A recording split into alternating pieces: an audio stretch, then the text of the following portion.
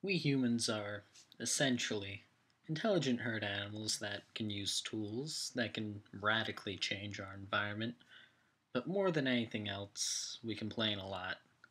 Everyone always thinks they have it so hard. If you watch American news, mainly conservative news, you'll hear about how Christians are just so oppressed.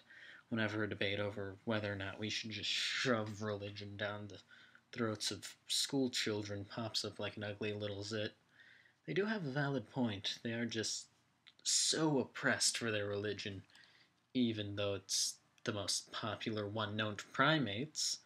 And the only way to stop this oppression is to keep the kids from thinking by having them telepathically tell a cosmic Jewish zombie who is his own father that they accept him as their master.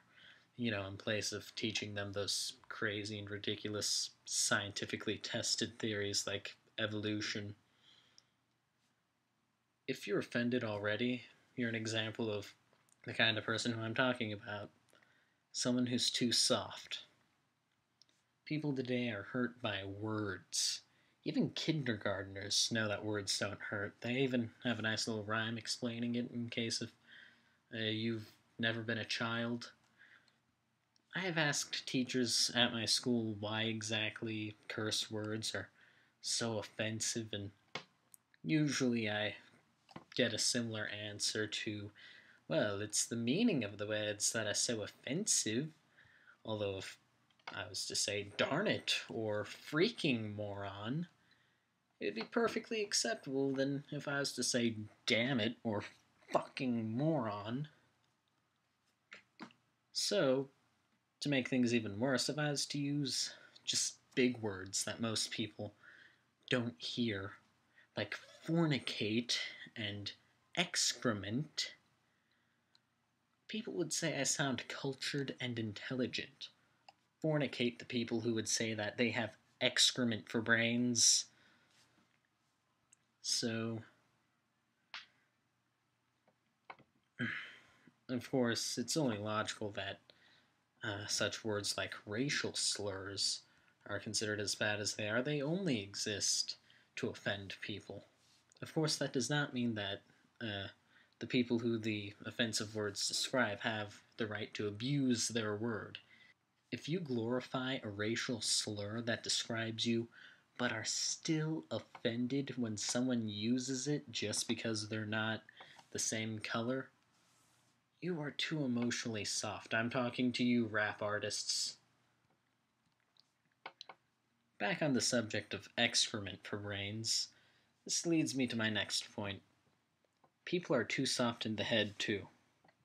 Carl Sagan told the truth when he said, "We live in a society exquisitely dependent on science and technology, in which hardly anyone knows a thing about science and technology.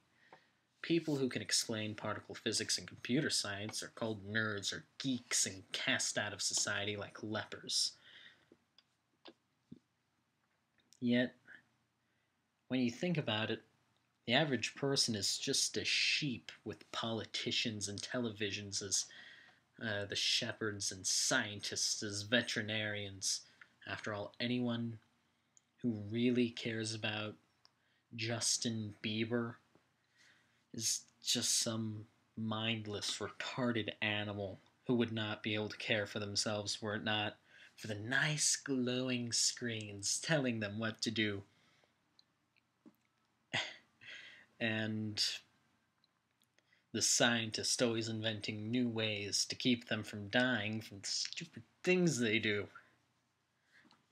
So, in short, we are now immune from natural selection, but people don't even seem to realize it, much less appreciate the fact that we are now the masters of our own evolutionary destiny. Though, uh, early man would have had to either learn from mistakes or be tough enough to take a hit.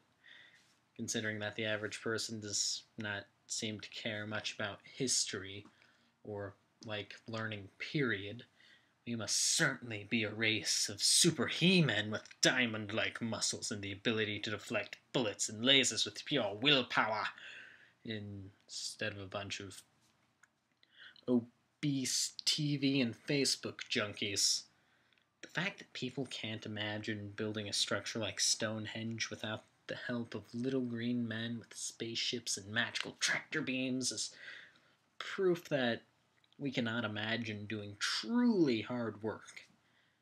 I remember watching this special that the History Channel aired, a nice little hour-long documentary about what modern anthropologists, about the methods that modern anthropologists believe that ancient man used to build Stonehenge. Pretty much they'd just roll logs under the giant stones, while they would just use sheer manpower for everything else. In other words, building Stonehenge was literally so easy a caveman can do it. Though, ultimately, we don't really know what we have. Most people seem to think computers run on magic and that it's better to be ignorant and happy than to be knowledgeable. Knowing things that are unpleasant may make you unhappy at first, but knowing these inconveniences of the world is the first step on the only road to accepting and living with those horrors. It's almost like comparing jumping into a pool with just getting in slowly to adjust. In this case, though, you just can't jump in and take it all at once unless you like going insane, so you have to get in slowly and adjust to it. So people just choose not to get in at all and keep living in their nice little theological fantasies. This is because they're too soft. On an unrelated note, if you have any suggestions for a topic you would like me to cover or a nice little question you'd like me to answer, just leave it in the comments below. And remember, I'm not making these videos for me to watch them.